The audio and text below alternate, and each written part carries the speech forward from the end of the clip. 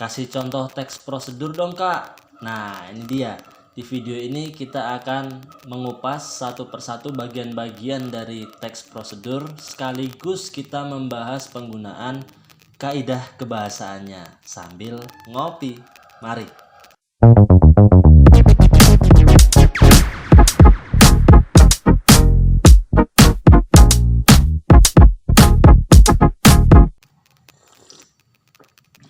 Halo pelajar, ketemu lagi di channel Bahas Bahasa. Bagi kalian yang juga baru nyampai di sini di channel ini, selamat datang juga. Bagi kalian juga yang baru ketemu channel ini, selamat datang. Semoga betah. Kita akan bahas bahasa Indonesia di sini.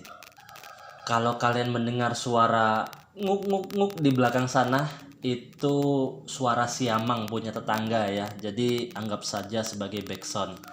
Semoga tidak mengganggu ya. Kita ulang sekali lagi. Jadi pengertian teks prosedur adalah teks yang mengajarkan pembaca untuk menggunakan suatu alat atau membuat sesuatu atau mengerjakan sesuatu.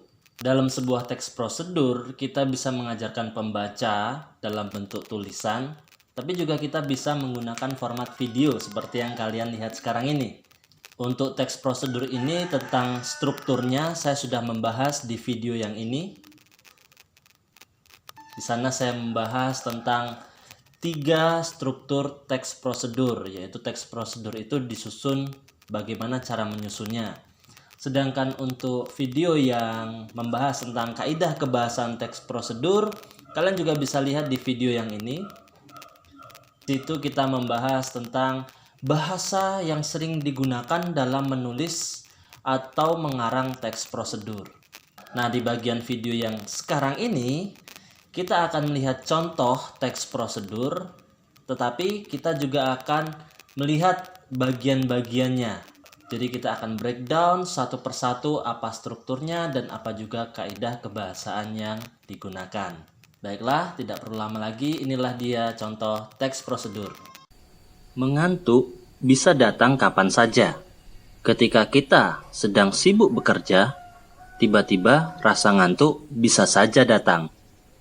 Tapi kalau kita tidur, tentu waktu yang berharga kita akan terbuang dengan percuma. Sedangkan waktu itu adalah kesempatan. Apalagi bagi seorang pelajar, waktu itu sangat penting sekali digunakan untuk belajar dan nonton YouTube tentang pendidikan bahasa Indonesia, seperti channel yang sangat bagus ini, yaitu channel Bahas Bahasa. Tapi kita tidak boleh menyerah dengan rasa ngantuk. Salah satu cara untuk menghilangkan rasa ngantuk adalah dengan meminum kopi. Kabar gembiranya, kopi juga ada manfaatnya, yaitu yang pertama, kopi bisa mencegah batu ginjal. Yang kedua, kopi bisa melawan diabetes. Ketiga, kopi membantu pernafasan. Yang keempat, kopi bisa mencegah kanker payudara. Dan yang kelima, kopi mengurangi resiko stroke. Bagian yang tadi adalah struktur yang pertama, yaitu pernyataan umum. Di sana, teks prosedurnya menceritakan alasan mengapa ia ingin membuat kopi. Kemudian dia juga menceritakan apa manfaatnya dari minum kopi. Kita lanjut ke bagian struktur selanjutnya. Untuk membuat kopi, alatnya adalah gelas atau cangkir dan sendok teh. Baru saja kita melihat ada penggunaan kata teknis, yaitu kata yang digunakan berdasarkan tema yang sesuai seperti tema yang sedang dibahas, yaitu membuat kopi. Di sana kita tadi bisa mendengar ada yang namanya sendok teh. Untuk bahan-bahannya, bubuk kopi, gula pasir, dan air panas. Kita barusan melihat ada keterangan alat dan bahan. Tadi alatnya adalah gelas dan sendok teh. Bahannya tadi adalah kopi, gula, dan air panas. Langkah pembuatannya. Yang pertama, siapkanlah cangkir atau gelas. Yang kedua, Masukkan 2 sendok teh bubuk kopi ke dalam cangkir. Yang ketiga, masukkan 2 sendok teh gula pasir ke dalam cangkir. Untuk ukuran kopi dan gula pasir ini selera masing-masing ya.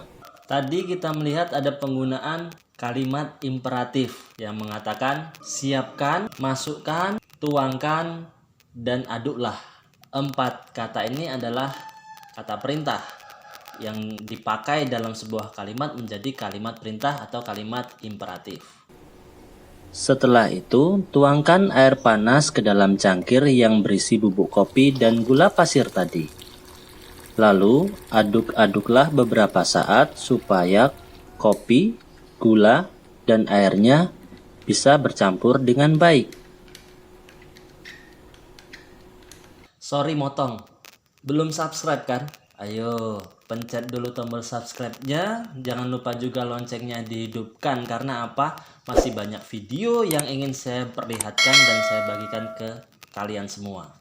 Oke ya, subscribe. Kemudian, kopi siap diminum.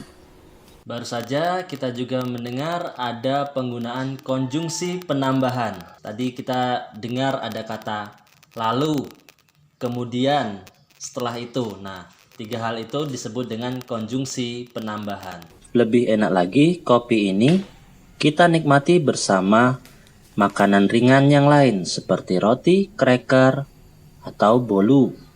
Nah, di bagian yang kedua tadi adalah bagian proses kegiatan. Proses di mana teks prosedurnya menceritakan bagaimana kronologis cara membuat kopi. Dimulai dari awal, menyiapkan alat dan bahan sampai kopinya jadi. Nah, bagaimana? Mudah bukan membuat kopi? Kalian juga bisa membuat kopi di rumah. Selamat mencoba ya. Selamat menikmati. Awas, masih panas. Baru dibilang. Nah, di bagian yang ketiga ini adalah bagian penutup atau penegasan ulang. Di sana, penulis menyampaikan sebuah pernyataan persuasif mengajak penonton ataupun pembaca untuk ikut melakukan atau melakukannya di rumah untuk membuat kopi yang sederhana tadi. Untuk ikut membuat kopi masing-masing di rumah. Untuk ikut membuat kopi di rumah masing-masing. Untuk melihat video yang lebih jelas, lebih lengkap tanpa potong-potongan atau cut-cut, kalian bisa melihat di video yang ini. Bagaimana? Sekarang sudah bisa meletakkan struktur-struktur teks prosedur, kebahasaan teks prosedur dalam contoh teks prosedur. Kalian sudah tahu kan struktur teks prosedur itu di dalam teksnya bagaimana? Dan menggunakan kebahasaannya seperti apa, kalian baru saja melihatnya. Jadi, bagi kalian yang masih bingung, ada pertanyaan, silahkan ketik di komentar, kita akan bahas bersama-sama. Salam belajar, kita sampai ketemu di video selanjutnya. Dadah.